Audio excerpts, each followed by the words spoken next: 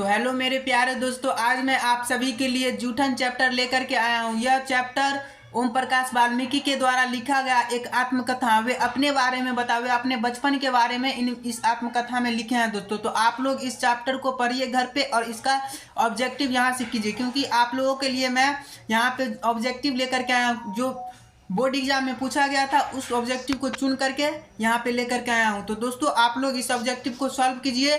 30 में से देखिए दोस्तों आप लोग कितना सॉल्व कर पाते हैं, क्योंकि प्रश्न बहुत ही इंपॉर्टेंट है। तो आप लोग प्रश्न पे आइए दोस्तों। प्रश्न क्या कह रहा है दोस्तों, देखिए दोस्तों, प्रश्न नंबर 1 है दोस्तों, बहुत ही मजेदार प्रश्न है दोस्तों। जूठन के रचनाकार कौन है दोस्तों? प्रश्न कई बार पूछा गया, तो आप लोग को ध्यान में रहना चाहिए दोस्तों कि जूठन के रचनाकार कौन है। ओम मोहन राकेश, उदय प्रकाश, ओम प्रकाश वाल्मीकि, बालकृष्ण भट्ट। तो दोस्तों मैं आपको बता दूं कि आप लोगों को तुरंत बताऊं कि जूठन के रचनाकार ओम प्रकाश वाल्मीकि जी है। तो ऑप्शन नंबर सी आपका सही हो जाएगा दोस्तों। अब आते हैं अगले प्रश्न पे दोस्तों। अगला प्रश्न क्या कर रहा है दोस्तों, देखिए दोस्तों, अगला प्रश्न है ओम प्रकाश वाल्मीकि की रचना कौन सी है। इसमें बताना है दोस्तों कि ओम प्रकाश वाल्मीकि के द्वारा कौन सी रचना लिखी गई है। उसने कहा था जूठन दोस्तों, उनके द्वारा लिखी गई एक आत्मकथा है, एक रचना है, उनके द्वारा लिखी गई एक कृति है दोस्तों, जूठन।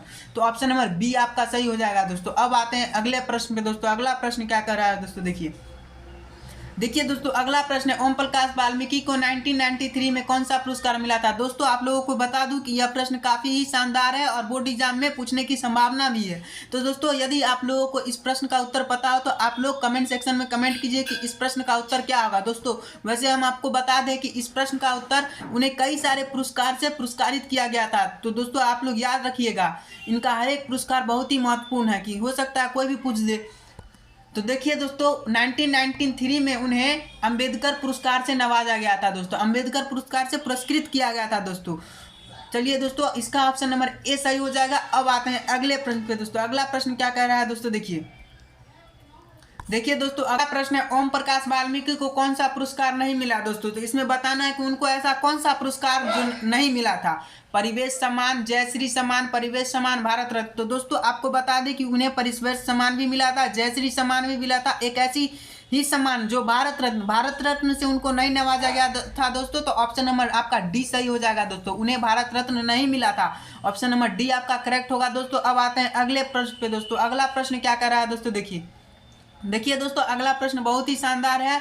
ओम प्रकाश वाल्मीकि हिंदी में किस आंदोलन से जुड़े महत्वपूर्ण रचनाकार है। मतलब बताना है कि ओम प्रकाश वाल्मीकि जी थे हिंदी के किस आंदोलन से जुड़े महत्वपूर्ण रचना है। दोस्तों आपको बता दें कि ओम प्रकाश वाल्मीकि जी दलित परिवार से बिलोंग करते थे, दलित परिवार के मध्यम वर्ग से बिलोंग करते थे। तो दोस्तों वे दलित आंदोलन से काफी प्रभावित थे, दलित आंदोलन को वे अपना प्रायोरिटी मानते थे। तो दोस्तों ऑप्शन नंबर बी आपका सही हो जाएगा। अब आते हैं अगले प्रश्न पे दोस्तों। अगला प्रश्न क्या कर रहा है दोस्तों, देखिए दोस्तों, अगला प्रश्न है ओम प्रकाश वाल्मीकि का जन्म कहाँ हुआ था दोस्तों आपको बताना है कि ओम प्रकाश वाल्मीकि जी का जन्म स्थल कहाँ है, वो जन्म कहाँ लिए थे और कितने ईस्वी में जन्म लिए थे दोस्तों। यदि आप लोगों को पता है तो आप लोग कमेंट सेक्शन में कमेंट कीजिए कि उनका जन्म कब हुआ था। वैसे मैं आपको बता दूं कि इस प्रश्न का उत्तर बरला मुजफ्फरनगर उत्तर प्रदेश हुआ दोस्तों। वे बरला मुजफ्फरनगर उत्तर प्रदेश में 30 जून 1950 ईस्वी को जन्म लिए थे। कब लिए थे दोस्तों, 1950 ईस्वी को जन्म लिए थे। ऑप्शन नंबर ए आपका सही हो जाएगा दोस्तों। अब आते हैं अगले प्रश्न पे दोस्तों। अगला प्रश्न क्या कह रहा है दोस्तों, देखिए दोस्तों, अगला प्रश्न बहुत ही अच्छा है। यह प्रश्न पूछा भी गया है बोर्ड एग्जाम में, तो आप लोग इस प्रश्न को ध्यान से देखिए दोस्तों।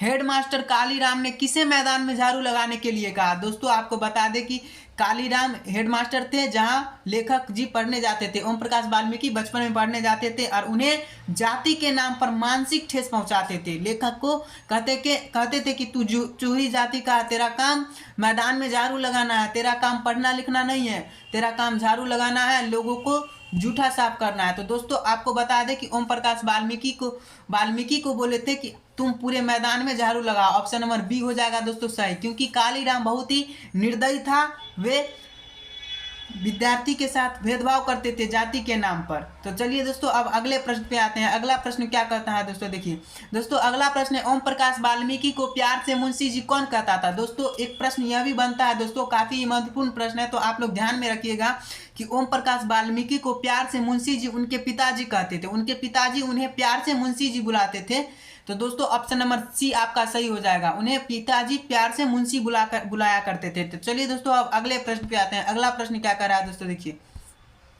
दोस्तों अगला प्रश्न है, लेखक को विद्यालय में झाड़ू लगाते हुए किसने देख लिया? दोस्तों लेखक यानी ओम प्रकाश वाल्मीकि को झाड़ू लगाते हुए विद्यालय में कौन देखा थे?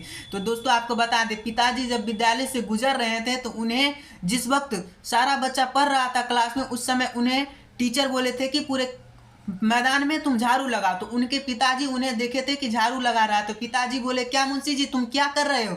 तो लेखक यानी ओम प्रकाश वाल्मीकि जी भावुक होकर के रोने लगे, कहे कि पिताजी देखिए ना, जिस वक्त हमें पढ़ना होना चाहिए उस समय हमसे झाड़ू लगा रहे हैं टीचर।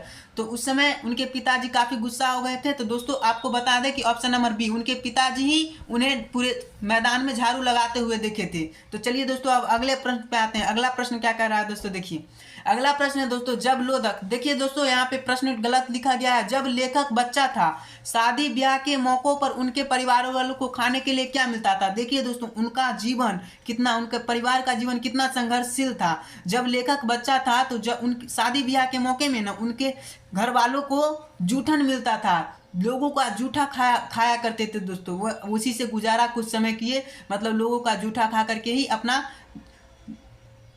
जीवन बिताते रहे। तो दोस्तों ऑप्शन नंबर डी आपका सही हो जाएगा। इसी पॉइंट ऑफ व्यू पे इस चैप्टर का नाम दोस्तों जूठन रखा गया है, और यह जूठन उनके द्वारा स्वयं लिखी गई एक आत्मकथा है।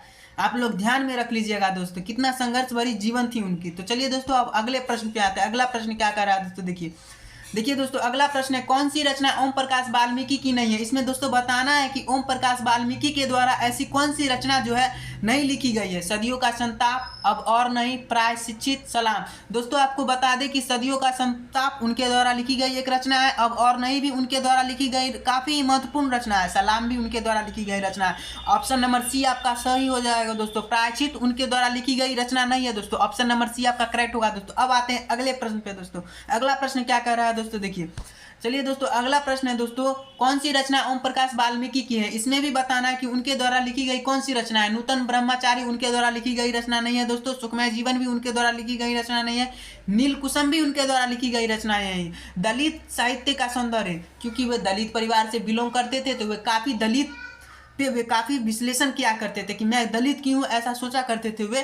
तो उन्होंने दलित साहित्य का सौंदर्य शास्त्र पे लेखक लिखे थे रचना। तो ऑप्शन नंबर बी आपका सही हो जाएगा दोस्तों। अब आते हैं अगले प्रश्न पे दोस्तों। अगला प्रश्न क्या कर रहा है दोस्तों, देखिए दोस्तों अगला प्रश्न है, भाभी जी आपके हाथ का खाना तो बहुत जायकेदार। दोस्तों जायकेदार नहीं होगा दोस्तों, यहाँ पे मज़ेदार होगा दोस्तों। मज़ेदार है यह किसने कहा? दोस्तों आपको बता दें कि जब लेखक के पिताजी और उनके माँ शादी ब्याह में गए हुए थे तो उन्हें काफ़ी बेइज्जती सहना पड़ा था। तो जब भाभी जी बोले थे ना दोस्तों, सुरेंद्र सिंह, सुखदेव सिंह त्यागी के पोता सुरेंद्र सिंह उनके वहाँ ठहरे हुए थे, तो लेखक के यहाँ ठहरे थे। तो लेखक जी की भाभी जी थे उन्हें खाना बना करके दिए थे। तो सुरेंद्र सिंह जब भोजन खाए तो वे कहे थे कि भाभी जी आपके हाथ का तो खाना बहुत ही मज़ेदार है। यह सुरेंद्र सिंह का स्टेटमेंट था दोस्तों। ऑप्शन नंबर ए आपका सही हो जाएगा दोस्तों। अब आते हैं अगले प्रश्न पे दोस्तों। अगला प्रश्न क्या कर रहा है दोस्तों, देखिए दोस्तों अगला प्रश्न है, सुखदेव सिंह त्यागी की लड़की की शादी में उनके घर के सफाई का काम किसने किया? दोस्तों सुखदेव सिंह त्यागी जो थे सुरेंद्र सिंह के बाबा थे यानी दादाजी थे। तो दोस्तों उनके घर कौन काम किए थे? लेखक ने, लेखक के पिता ने, लेखक की माँ ने, लेखक के भाई ने। तो दोस्तों आपको बता दें लेखक की माँ और पिता दोनों काम किए थे दोस्तों उनके घर जा करके। तो ऑप्शन नंबर आपका सी वैसे सही हो जाएगा। लेखक की माँ का जोर उसमें काफ़ी दिया गया है उस शादी में, तो ऑप्शन नंबर सी आपका करेक्ट हो जाएगा दोस्तों। अब आते हैं अगले प्रश्न पे दोस्तों। अगला प्रश्न क्या है, देखिए दोस्तों अगला प्रश्न है, सुखदेव सिंह त्यागी की लड़की की शादी में किसने गांव भर की चारपाइयाँ ढोकर एकत्रित किया था? दोस्तों आपको बता दें कि गांव भर की चारपाइयाँ एकत्रित करने वाले लेखक के पिताजी थे, जिनका नाम छोटे लाल था दोस्तों। तो उनके पिताजी पूरे गांव भर से चारपाइयाँ ढोकर के एकत्रित किए थे दोस्तों। तो ऑप्शन नंबर ए आपका सही हो जाएगा दोस्तों। लेखक के पिताजी ही पूरे गांव में से चारपाइयाँ ढूंढ करके लाए थे, एकत्रित किए थे दोस्तों। चलिए दोस्तों अब अगले प्रश्न पे आते हैं। अगला प्रश्न क्या कह रहा है दोस्तों, देखिए दोस्तों अगला प्रश्न जूठन क्या है? दोस्तों आपको बताना है कि जूठन क्या है। यदि आप लोगों में से किसी को भी इसका उत्तर पता हो तो आप लोग कमेंट सेक्शन में कमेंट कीजिए कि इस प्रश्न का उत्तर क्या होगा। वैसे मैं आपको बता दूं कि इस प्रश्न का उत्तर दोस्तों आत्मकथा होगा। जूठन एक आत्मकथा है जो ओम प्रकाश वाल्मीकि के द्वारा लिखी गई एक रचना है, आत्मकथा दोस्तों। आत्मकथा याद कर लीजिए दोस्तों, यदि आप लोगों को याद नहीं होता है तो आप लोग कॉपी में नोट कर लीजिए। चलिए दोस्तों अब अगले प्रश्न पे आते हैं। अगला प्रश्न क्या है दोस्तों, देखिए दोस्तों अगला प्रश्न है, सुरेंद्र सिंह किसका पोता था? दोस्तों मैंने बताया था ना कि सुरेंद्र सिंह सुखदेव सिंह त्यागी के पोता थे और सुखदेव सिंह त्यागी सुरेंद्र सिंह के दादाजी थे। तो दोस्तों ऑप्शन नंबर ए आपका सही हो जाएगा, सुरेंद्र सिंह सुखदेव सिंह त्यागी के पोता थे। चलिए दोस्तों अब अगले प्रश्न पे आते हैं। दोस्तों अगला प्रश्न क्या है दोस्तों, देखिए दोस्तों अगला प्रश्न है, कौन सा मास्टर है वो जो मेरे लड़के को झाड़ू लगावे है? यह किसका कथन है? दोस्तों जब लेखक जी विद्यालय से जब लेखक के पिता विद्यालय से गुजर रहे थे तो उस समय लेखक के पिताजी देखे थे उन्हें झाड़ू लगाते हुए, तो वे आए, जब लेखक भावुक हो गए थे तो वे गुस्सा करके उनके पिताजी कहे कि ऐसा कौन सा मास्टर है जो मेरे लड़के से झाड़ू लगवा रहे हैं पढ़ाई के समय, और वो भी एक दिन नहीं पिछले कई दिनों से झाड़ू लगवा रहे हैं। तो दोस्तों लेखक के पिताजी ऐसा स्टेटमेंट, लेखक के पिताजी का कथन था कि कौन सा मास्टर है जो मेरे लड़के से झाड़ू लगवा रहा है दोस्तों। तो ऑप्शन नंबर सी आपका सही हो जाएगा दोस्तों, ऑप्शन नंबर सी। अब आते हैं अगले प्रश्न पे दोस्तों। अगला प्रश्न क्या कह रहा है दोस्तों, देखिए दोस्तों अगला प्रश्न है, स्कूल के हेडमास्टर का क्या नाम था? दोस्तों इसमें बताना है कि स्कूल के हेडमास्टर कौन था। दोस्तों बलीराम, कालीराम, दीनराम, धनीराम। तो दोस्तों आपको बता दें कि स्कूल के हेडमास्टर थे जिसका नाम कलीराम था। वे नाम भी कलीराम और हृदय से भी वे कहलाते। वे जाति के नाम पर स्टूडेंट को प्रताड़ित किया करते थे। उनका हृदय, वे शिक्षक के पद पे थे लेकिन वे शिक्षक लायक नहीं थे दोस्तों। इसीलिए उनके पिताजी बोले थे कि तू तो आंगनबाड़ी का भी टीचर नहीं बन सकता है और तू यहाँ का हेडमास्टर बन गया है, कैसा हाल है। तो दोस्तों अब आते हैं, देखिए दोस्तों इस प्रश्न का उत्तर बी हो जाएगा। अब आते हैं अगले प्रश्न पे दोस्तों। अगला प्रश्न क्या है दोस्तों, देखिए अगला प्रश्न है दोस्तों, लेखक ओम प्रकाश वाल्मीकि का जन्म हुआ था। दोस्तों हम आपको बताए थे ना कि लेखक ओम प्रकाश वाल्मीकि का जन्म मुजफ्फरनगर उत्तर प्रदेश में हुआ था 1950 ईस्वी में। दोस्तों आप लोग बताइए कि ऑप्शन नंबर क्या सही होगा। आप लोग कमेंट सेक्शन में कमेंट कीजिए कि ऑप्शन नंबर कौन सा होगा दोस्तों। तो दोस्तों आपको बता दें कि ऑप्शन नंबर ए आपका सही हो जाएगा। 30 जून 1950 ईस्वी को वे जन्म लिए थे, मुजफ्फरनगर उत्तर प्रदेश दोस्तों, याद कर लीजिएगा दोस्तों। अब आते हैं अगले प्रश्न पे दोस्तों। अगला प्रश्न क्या कह रहा है दोस्तों, देखिए दोस्तों अगला प्रश्न है दोस्तों, सलाम कहानी संग्रह के कहानीकार है। दोस्तों आप लोगों को बता दें कि पीछे मैंने देखा था ऑप्शन में, तो आप लोगों को शायद याद हो या ना भी याद हो। यदि आप लोग डेडिकेट होकर के देख रहे हैं तो आपको जरूर पता होगा दोस्तों। तो आप लोग कमेंट सेक्शन में कमेंट कीजिए कि इस प्रश्न का उत्तर क्या होगा दोस्तों। उससे मैं बता दूं कि सलाम कहानी के संग्रह ओम प्रकाश वाल्मीकि का द्वारा लिखी गई एक रचना है दोस्तों। ऑप्शन नंबर बी आपका सही हो जाएगा दोस्तों। अब आते हैं अगले प्रश्न में दोस्तों। अगला प्रश्न क्या कर रहा है दोस्तों, देखिए दोस्तों अगला प्रश्न है कि दलित साहित्य की सौंदर्य शास्त्र के लेखक हैं, मतलब इसमें बताना है कि दलित साहित्य की सौंदर्य शास्त्र के लेखक कौन है दोस्तों। तो आपको बता दें कि ओम प्रकाश वाल्मीकि जी है दोस्तों। वे दलित परिवार से बिलोंग करते थे और उन्हें समाज में काफी प्रताड़ित किया जाता था कि तेरा जाति चूरी है। चूरी मतलब डोम का जिस होता है उसी टाइप का, मैं बार बार जिक्र नहीं करना चाहता हूँ इस बात का, लेकिन इसी टाइप का उन्हें प्रताड़ित किया करते थे। फिर भी वे अपने जीवन में सफल हुए और उन्हें इतना सफल हुए कि उन्हें कई सारे पुरस्कार से नवाजा गया दोस्तों, पुरस्कृत किया गया और वे लेख भी लिखे कितने। तो दोस्तों ऑप्शन नंबर सी आपका इसमें सही हो जाएगा दोस्तों। तो चलिए अब अगले प्रश्न पे आते हैं दोस्तों। अगला प्रश्न क्या कह रहा है दोस्तों, देखिए दोस्तों अगला प्रश्न है जूठन क्या है दोस्तों। यह प्रश्न रिपीट किया गया है दोस्तों। तो आप लोग कमेंट सेक्शन में कमेंट कीजिए कि इस प्रश्न का उत्तर क्या होगा। वैसे मैं आपको फिर से कह दे रहा हूं कि जूठन एक आत्मकथा है और यह प्रश्न बार बार बोर्ड एग्जाम में पूछा जाता है। तो आप लोग याद रखिएगा कि जूठन एक आत्मकथा है और यह ओम प्रकाश वाल्मीकि के द्वारा लिखी गई रचना है। ऑप्शन नंबर डी आपका सही हो जाएगा दोस्तों। अब आते हैं अगले प्रश्न पे दोस्तों। अगला प्रश्न क्या कह रहा है दोस्तों, देखिए दोस्तों अगला प्रश्न है जूठन में चित्रण हुआ है। इसमें बताना है कि जूठन में किस चीज का अधिक चित्रण किया गया है, राजनीतिक विडंबना का। दोस्तों आप लोगों को बता दें कि विडंबना का अर्थ क्या होता है दोस्तों विडंबना का अर्थ होता है उपहास उड़ाना। सीधा समझिए दोस्तों, विडंबना का अर्थ उपहास उड़ाना होता है। सामाजिक विषमता, ऐतिहासिक चेतना, शैक्षणिक परिवेश का। तो दोस्तों आपको बता दें कि विषमता का मतलब होता है कि समाज में रहने वाले द्वेष उत्पन्न होना। तो वे समाज में उन्हें काफ़ी ही प्रताड़ित किया जाता था, उनके परिवार को या उन्हें। तो दोस्तों ऑप्शन नंबर बी आपका सही हो जाएगा। और वे आर्थिक दृष्टि से भी काफ़ी कमज़ोर उनके परिवार था। तो ऑप्शन नंबर बी आपका सही हो जाएगा। वे काफ़ी अपने जीवन में संघर्ष किए, उसके बाद वे इस मुकाम पे आए कि उन्होंने अपने बारे में आत्मकथा लिख दी है दोस्तों। तो ऑप्शन नंबर बी आपका सही हो जाएगा दोस्तों। चलिए दोस्तों अब अगले प्रश्न पे आते हैं दोस्तों। अगला प्रश्न क्या है दोस्तों, देखिए दोस्तों अगला प्रश्न है आत्मकथा लेखक की माँ किसके यहाँ काम करती थी। तो देखिए आत्मकथा जो है लेखक की माँ किसके यहाँ काम करती थी, सोमदत्त तगा के घर, यज्ञ तगा के घर, ब्रह्मदेव तगा के घर, ज्ञानदेव तगा के घर। तो दोस्तों आपको बता दें कि लेखक की माँ जो है ब्रह्मदेव तगा के घर काम करती थी। और वो काम क्या करती थी, तो वहाँ जाकर के बर्तन मांजती थी। उसके एवज में दोस्तों उन्हें भोजन मिला करता था। वो भी भोजन जूठा भोजन मिला करता था दोस्तों। देखिए कितना बड़ी संघर्ष से जी रहे थे उनका परिवार। तो दोस्तों ऑप्शन नंबर सी आपका सही हो जाएगा। चलिए दोस्तों अब अगले प्रश्न पे दोस्तों आते हैं। अगला प्रश्न क्या है दोस्तों, देखिए अगला प्रश्न है दोस्तों, ओम प्रकाश वाल्मीकि ने नाट्यशाला की स्थापना की। दोस्तों ओम प्रकाश वाल्मीकि ने किस नाट्यशाला की स्थापना की थी? मेघदूत, रंगशाला, प्रेमचंद मंच, इनमें से कोई नहीं। तो दोस्तों आपको बता दी वे मेघदूत नाट्यशाला की स्थापना की थी और वे महाराष्ट्र में इसकी स्थापना की थी। दोस्तों अगर यदि प्रश्न रहे कि कहाँ की गई थी तो आप लोग महाराष्ट्र मारिएगा। वैसे अगर प्रश्न इसमें आता है तो मैं आपको जरूर बताऊंगा कि कहाँ की गई थी। वैसे इस प्रश्न का उत्तर मेघदूत होगा और स्थापना कहाँ की गई थी दोस्तों, तो वे महाराष्ट्र में किया गया था। तो चलिए दोस्तों अब अगले प्रश्न पे आते हैं। अगला प्रश्न क्या है दोस्तों, देखिए दोस्तों अगला प्रश्न है, मेघदूत नामक नाट्यशाला कहाँ स्थापित हुई? दोस्तों इस प्रश्न का भी जिक्र यहाँ किया गया है जो मैं पीछे कह रहा था, उत्तर प्रदेश में, बिहार में, हरियाणा में, महाराष्ट्र में। देखिए दोस्तों ऑप्शन नंबर डी आपका सही हो जाएगा।